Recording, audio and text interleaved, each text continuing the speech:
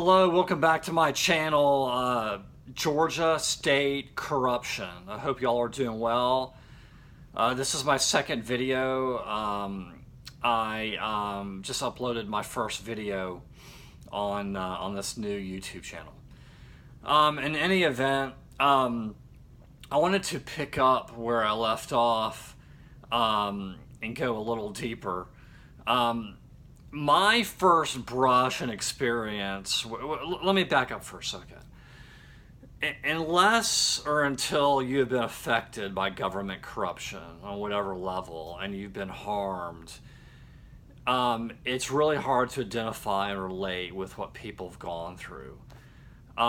It is an awful experience, and it causes a lot of damage. You know, people don't always think, but the government, including more particularly the courts, have a lot of power, and they can really cause a lot of financial harm to you, which is what happened to me in my divorce. And so my first brush with you know, the corruption, and I mentioned this a little bit in my first video, was the attorney for my ex-wife who had given campaign contributions to the judge. You know, I didn't know that. It wasn't disclosed, and it should have been, and the judge shouldn't have presided over the divorce case.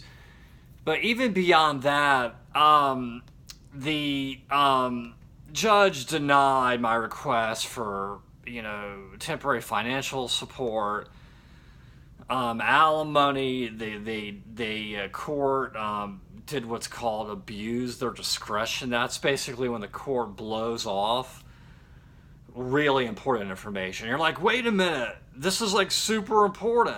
You know, your decision that you made doesn't account or take into account the importance of this decision. So denial of financial support across the board, the failure to equitably divide the personal property.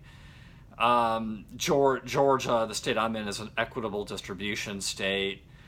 But it's the same thing. Community property, equitable distribution. I mean, the court divvies it up. And, you know, and in Georgia, it's sort of funny. There's a thing, a little blurb in the law and the code that says that equitable distribution is not, you know, 50-50 or even 60-40, something like that.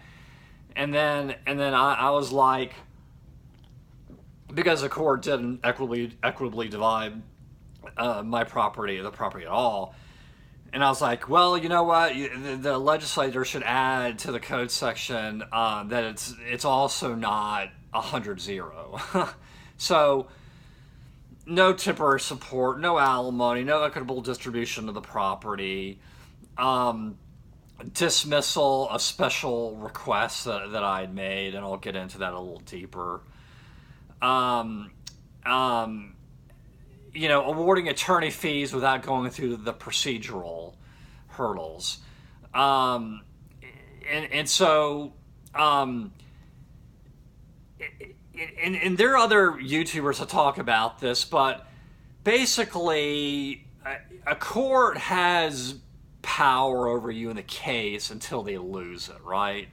And there are certain things that can happen that causes them to lose it. It's sort of like if you have a privilege of doing something, when you abuse that privilege, you lose it. It's sort of like that. I would say it's really exactly like that.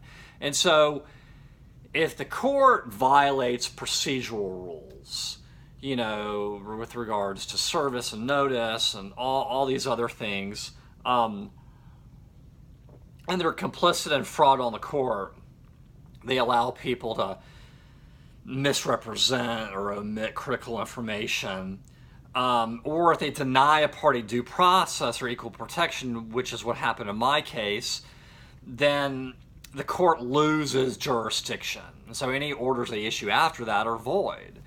And this is just something that's not talked about. Because what you have to understand, and by the way, And one of the bases for the court's denial of my request for attorney fees and uh, temporary support, alimony, whatever, was that I was a man, and because of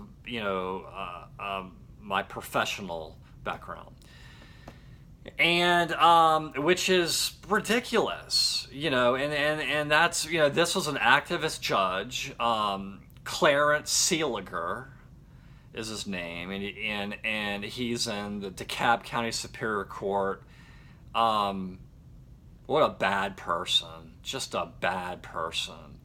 And so I was denied my right to a jury trial and all these other things. So essentially, some of the most important constitutional rights, notice in a hearing and right to a jury trial, all those things were denied me. And so, the court even awarded attorney fees without.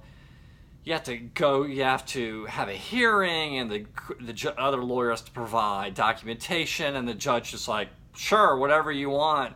And what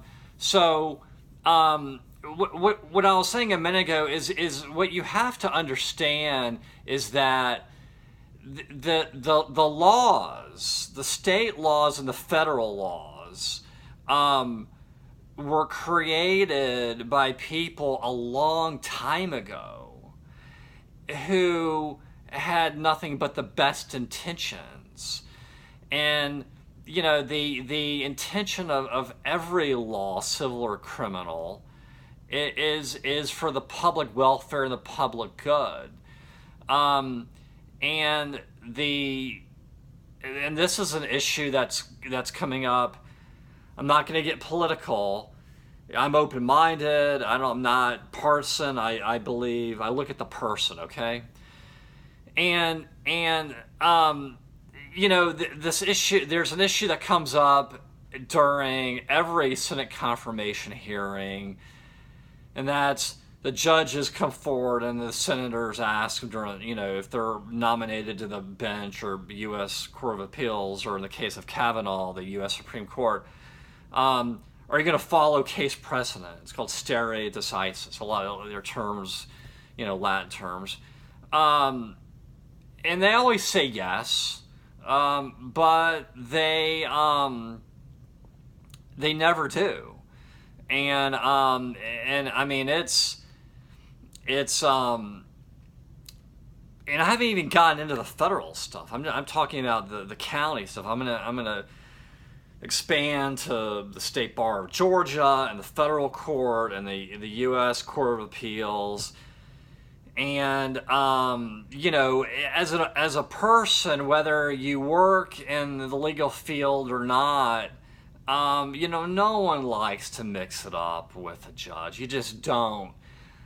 But I will tell you, this channel's about corruption. I will tell you that I lost a lot of respect for judges when I was, in the first, I guess 10 years of practicing law.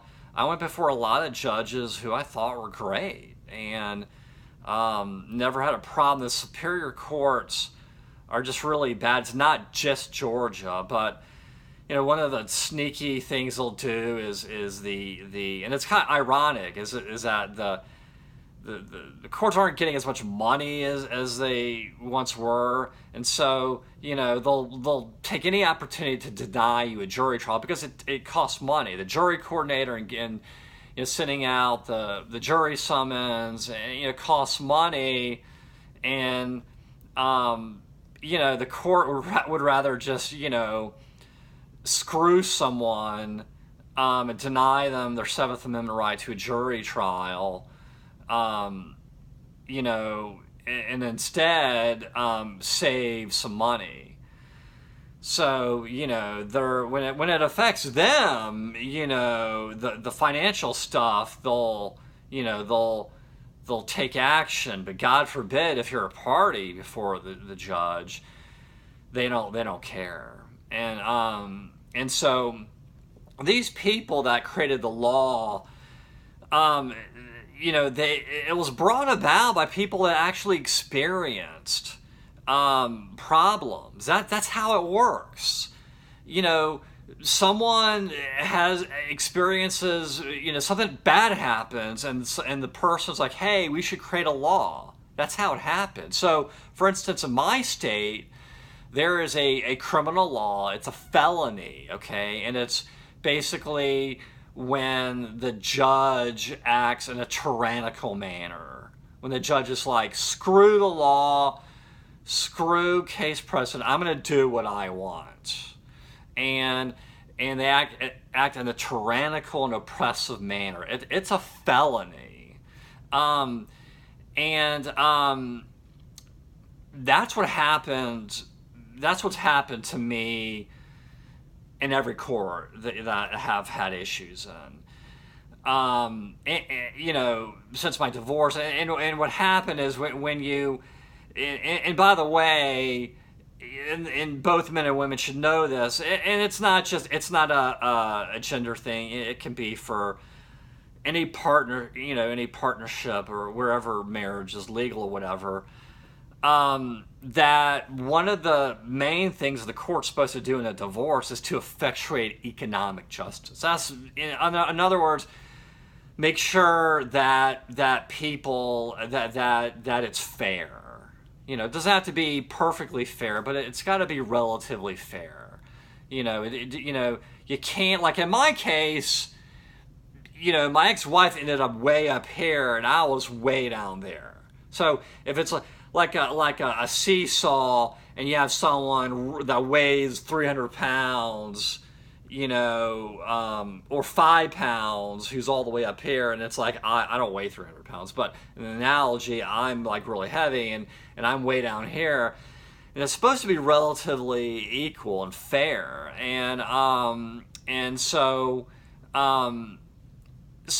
these laws are very important. These judges cannot just blow them off. These laws are very important. The court is the last line of defense. I mean, if you can't depend on the court, I mean, what's the point? And in fact, it makes you think, if you can't get redress and get relief, I mean, for the first time in my life, honestly, and I've thought, I may need to look at an alternative. Because I haven't gotten anywhere in one situation where I needed help in a post-divorce matter. I'm not going to get into it right now. And I hired the wife of a very powerful political figure. I'll get into it later. And the person I hired was of the same ethnicity and gender, and that's the only reason why I prevailed. And there's one other, when the financial fallout. One other thing, the court assessed all the debt on me, including the tax liability, which wasn't